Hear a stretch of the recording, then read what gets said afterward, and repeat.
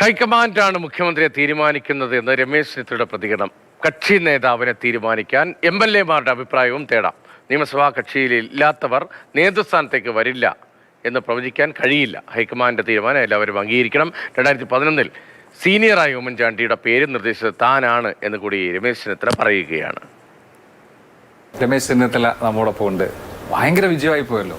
വൻ വിജയമായി. കേരളത്തിൻ്റെ ചരിത്രത്തിൽ ഇതുപോലൊരു തിരയടിക്കുന്നത് പോലെയായി ഒരു വിജയം ഉണ്ടായത്. അപ്പോൾ അത് ജനങ്ങൾ നിശ്ചയിച്ചുറപ്പിച്ച് നൽകിയ ഒരു വിജയമാണ്. ഞങ്ങളുടെ കണക്കൂട്ടലുകളെയെല്ലാം കവച്ചു വെച്ചുകൊണ്ട് ഉള്ള വിജയമാണ്. 102 സീറ്റ്, കോൺഗ്രസ് 63 സീറ്റ്, ചരിത്രത്തിലെ ഏറ്റവും ഉയർന്ന നമ്പേഴ്സിലേക്ക് എത്തി. ഇത്ര വലിയ വിജയത്തിന്റെ ഒരു റീസൺ എന്തായിരിക്കും? എന്താ തോന്നുന്നത്? ഒന്നാമത് ഈ 10 വർഷത്തെ ഭരണത്തിനെതിരായ അതിശക്തമായ വികാരമുണ്ടായിരുന്നു. ജനങ്ങളെ വെല്ലുവിളിക്കുകയാണ്. LDF അല്ലെങ്കിൽ ആരുണ്ട്? എന്ത് ചോദ്യമാണ്? എന്തൊരു ഒരു ഒരു ഒരു ഭയങ്കര ധാർഷ്ട്യത്തിൻ്റെ സ്വരമല്ലേ അതിൽ. LDF അല്ലെങ്കിൽ പിന്നെ ആരുണ്ട് എന്നൊക്കെ ചോദിക്കുമ്പോൾ ആളുകൾക്ക് ഇതൊക്കെ റിയാക്ട് ചെയ്തില്ലേ? CPM കൂടുതൽ ഇത്തവണ കോൺഗ്രസിലാണോ വോട്ട് ചെയ്തത്? അത് ഞാൻ പറയാൻ പോകുന്നത്. നമ്മൾ യഥാർത്ഥ കമ്മ്യൂണിസ്റ്റുകാർ. കാരണം ഈ തുടർഭരണത്തിൻ്റെ ദുരന്തം പാർട്ടിയെ തകർക്കും എന്ന് കണ്ടുകൊണ്ട് യഥാർത്ഥ കമ്മ്യൂണിസ്റ്റുകാരായ ആളുകളൊക്കെ ഇത്തവണ UDF-നാണ് വോട്ട് ചെയ്തത്. അല്ലെങ്കിൽ അഭിലാഷേ പയ്യന്നൂർ ജയിക്കൂ, തളിപ്പറമ്പ് ജയിക്കൂ, അമ്പലപ്പുഴയിൽ പുന്നപ്ര ഉള്ള സ്ഥലത്താണ് അമ്പലപ്പുഴ. ഈ അമ്പലപ്പുഴയിൽ G. സുധാകരനെ തോൽപ്പിക്കുക എന്നുള്ളതാണ് ഏറ്റവും വലിയ അജണ്ട എന്നാണ് പാർട്ടി സെക്രട്ടറി പറഞ്ഞത്. മറ്റെവിടെ ജയിച്ചാലും പ്രശ്നമില്ല, ഇവിടെ ജയിക്കരുത്. അതായിരുന്നു അവരുടെ ഏറ്റവും വലിയ മുദ്രാവാക്യം. അപ്പോൾ ജനങ്ങൾ ഐഷപ്പോറ്റി വളരെ ചെറിയ വോട്ടുകൾക്കാണ് തോറ്റത്. അപ്പോൾ ജനങ്ങൾ സമ്പൂർണ്ണമായ മാറ്റത്തിന് വേണ്ടി തയ്യാറായ തെരഞ്ഞെടുപ്പാണ്. പ്രത്യേകിച്ചും യഥാർത്ഥ കമ്മ്യൂണിസ്റ്റുകാർ വോട്ട് ചെയ്ത് UDF-നാണ്. അതാണ് ഇത്രയും വലിയ വിജയമുണ്ടായത് എന്നാണ് എൻ്റെ വിലയിരുത്തൽ. കോൺഗ്രസിനെ സംബന്ധിച്ച് ദേശീയ വ്യാപകമായി കോൺഗ്രസ് വലിയ തിരിച്ചടിയൊക്കെ ഏറ്റ് നിൽക്കുന്ന ഒരു കാലമാണ്.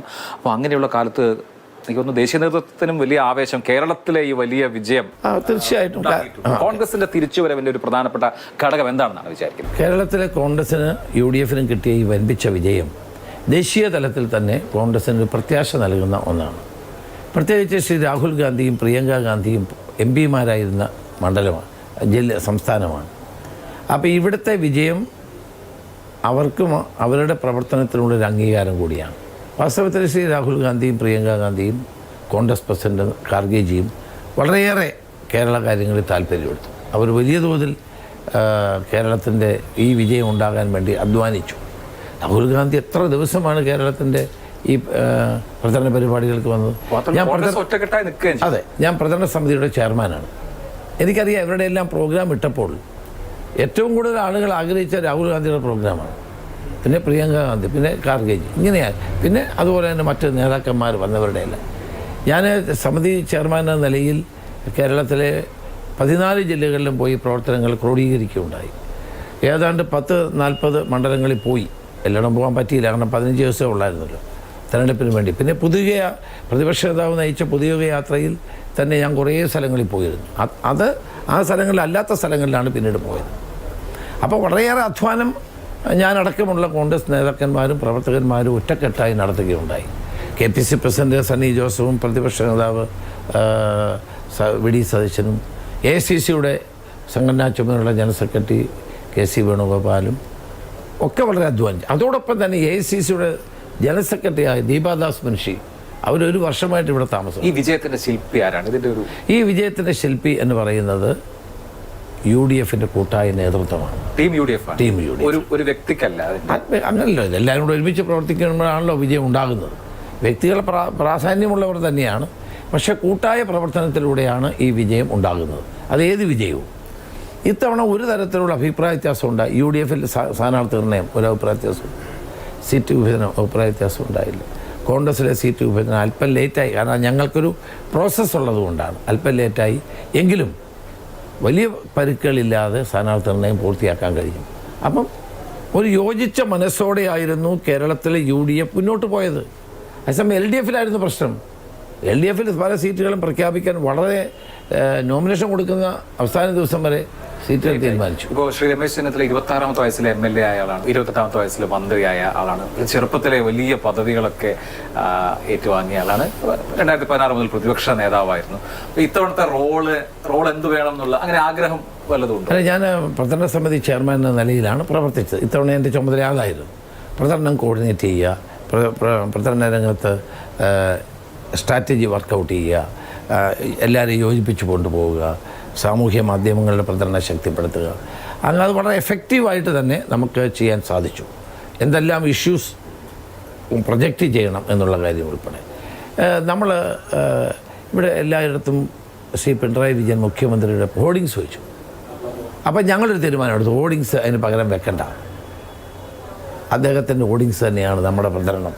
അല്ല, ഇലക്ഷൻ കഴിഞ്ഞിട്ട് പക്ഷേ ഒരുപാട് ഹോർഡിങ്സ് വരുന്നുണ്ട് രമേശ് ചെന്നിത്തലയുടെ അടക്കം.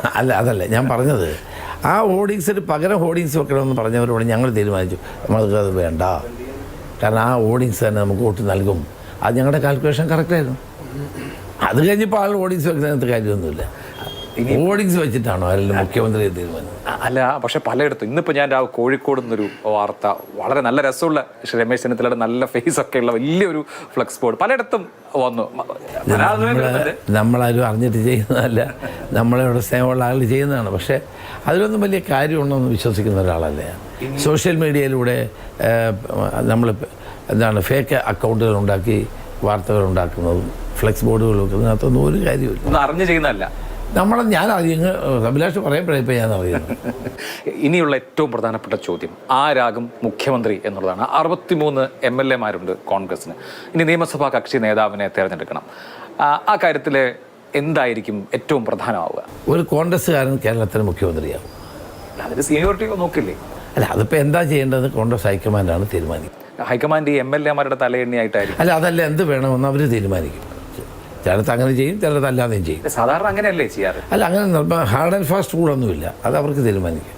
കഴിഞ്ഞ തവണയൊക്കെ കക്ഷി നേതാവിനെ തീരുമാനിച്ചപ്പോൾ MLA-മാരുടെ അഭിപ്രായം ഒരു പ്രധാനപ്പെട്ട കാര്യമായിരുന്നല്ലോ. അപ്പോൾ അല്ല, അത് എനിക്കാറും അത് അഭിപ്രായം ചോദിക്കാറുണ്ട്.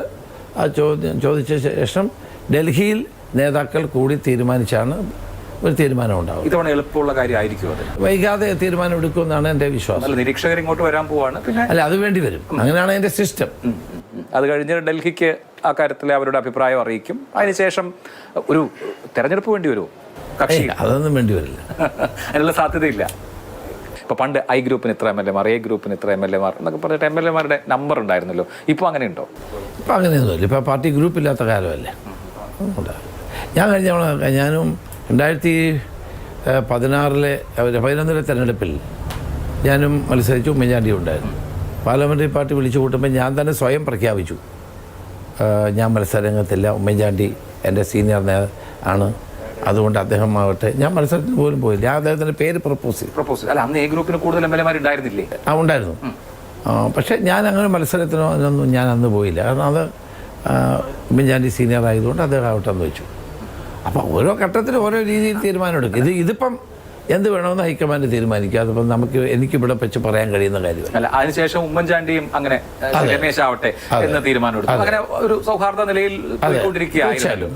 അതിന്റെ ഒരു തുടർച്ച തന്നെയാണോ ഇത്തവണ ഉണ്ടാവുക? അല്ല, അതെല്ലാം പാർട്ടി തീരുമാനിക്കേണ്ട കാര്യമാണ്. അന്നത്തെ സാഹചര്യത്തിൽ ഹൈക്കമാൻഡ് ഇടപെടാതെ തന്നെ ഞങ്ങൾ തന്നെ തീരുമാനിച്ചു. പക്ഷെ ഇന്നിപ്പോൾ കേരളത്തിൽ അങ്ങനെ പരസ്പരം നേതാക്കന്മാർ തമ്മിൽ ചർച്ച ചെയ്ത് തീരുമാനിക്കാൻ കഴിയുന്നൊരു സാഹചര്യം ഉണ്ടോ?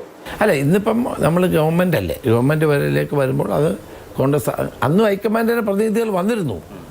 ആ പ്രതിനിധികൾ വരികയും ചർച്ച ചെയ്യുകയൊക്കെ ചെയ്യും. അപ്പോൾ 2021 എന്തായാലും വിജയിച്ചാൽ മുഖ്യമന്ത്രി ആകേണ്ടിയിരുന്ന ആൾ ശ്രീ രമേശ് ചെന്നിത്തല ആയിരുന്നു. പക്ഷേ കോവിഡ് അടക്കമുള്ള പശ്ചാത്തലം വേറെയായിരുന്നു. തെരഞ്ഞെടുപ്പിൽ കോൺഗ്രസിന് വിജയിക്കാൻ കഴിഞ്ഞില്ല. അപ്പോൾ സ്വാഭാവികമായിട്ടും ഇത്തവണത്തെ ഒരു നാച്ചുറൽ ചോയ്സ് ആയിട്ട് വരുമോ? അല്ല, അതെല്ലാം നാം തീരുമാനിക്കുന്നത് നമ്മുടെ പാർട്ടിയല്ലേ, പാർട്ടി തീരുമാനിക്കട്ടെ. ആ കാര്യത്തിൽ എന്തെങ്കിലും ക്ലെയിം മുന്നോട്ട് വയ്ക്കുന്നുണ്ടോ? അല്ല, അങ്ങനത്തെ ഒന്നും ആവശ്യമില്ലല്ലോ. പാർട്ടിക്ക് എല്ലാവരെയും അറിയാമല്ലോ. പ്രത്യേകിച്ച് രാഹുൽ ഗാന്ധിക്ക് ഇപ്പോൾ എല്ലാവരെയും അറിയാം കേരളത്തിൽ. ദീർഘകാലം ഡൽഹി രാഷ്ട്രീയത്തിൽ രാജീവ് ഗാന്ധിയുടെ കാലത്ത് ഏറ്റവും പ്രധാനപ്പെട്ട റോൾ വഹിച്ച ആളാണ്. അന്നൊപ്പം യൂത്ത് കോൺഗ്രസ്സിൽ ഉണ്ടായിരുന്ന ആളുകൾ പലയിടത്തും മുഖ്യമന്ത്രിമാരായിട്ട് തന്നെ കുറേ കാലം കഴിഞ്ഞു. അപ്പോൾ ആ ഒരു പശ്ചാത്തലമൊക്കെ പാർട്ടിക്ക് അറിയാവുന്നതല്ലേ? ഈ വിഷയത്തിൽ തീരുമാനം പാർട്ടി ഹൈക്കമാൻഡിന് മാത്രമാണ്. അവരെന്ത് തീരുമാനിക്കും അത് എല്ലാവരും അംഗീകരിക്കും. ഒരു അസ്വാരസ്യവും ഇല്ലാതെ. അല്ല, തീരുമാനം ഉണ്ടാവുമോ? ഇനിയിപ്പോൾ അത് എന്നാണ് തീരുമാനമെന്ന് എനിക്കറിയില്ല. പാർട്ടി ഹൈക്കമാൻഡ് തീരുമാനിക്കും. നിയമസഭാ കക്ഷിയിലുള്ള ഒരാൾ തന്നെ ആയിരിക്കുമോ? അതും എനിക്ക് പറയാൻ പറ്റില്ല. അങ്ങനെ അല്ലാതെയും വരാമോ? ഐ മീൻ പക്ഷെ വളരെ അപൂർവമായിട്ടല്ലേ അങ്ങനെ വന്നിട്ടുള്ളൂ. അല്ല, ഇത്തരം വിഷയങ്ങളിൽ പാർട്ടി ഹൈക്കമാൻഡിൻ്റെ തീരുമാനം എന്താകുമെന്ന് എനിക്കിപ്പോൾ പ്രവചിക്കാൻ കഴിയില്ല. ഈ കാര്യത്തിൽ അതായത് ഇപ്പം മുഖ്യമന്ത്രി ആകണം എന്നൊക്കെ ആഗ്രഹം എല്ലാവർക്കും ഉണ്ടാവുമെന്ന് ഞാൻ വിചാരിക്കുന്നത്. വളരെ സീനിയർ നേതാക്കളെ സംബന്ധിച്ച് പ്രത്യേകമായും അത് തെറ്റൊന്നുമല്ലല്ലോ. പക്ഷേ അങ്ങനെ മുഖ്യമന്ത്രിയാകാൻ വേണ്ടിയിട്ടുള്ള എൻ്റെ കൂടെ ഇത്ര MLA-മാരുണ്ട്, അത്തരത്തിലുള്ളൊരു ലോബിയിങ്ങിന് തയ്യാറുണ്ടോ? അങ്ങനെ ലോബിയിങ് ആരും നടത്തുന്നില്ല, അതിൻ്റെ ആവശ്യവുമില്ല, ആരും നടത്തുന്നില്ല. അത് കോൺഗ്രസ് ഹൈക്കമാൻഡ് തീരുമാനം. പൂർണ്ണമായും ഹൈക്കമാൻഡിൻ്റെ ചോയ്സാണത്. 100%. അങ്ങനെയാണ് പാർട്ടിയുടെ സിസ്റ്റം. അതാണ്.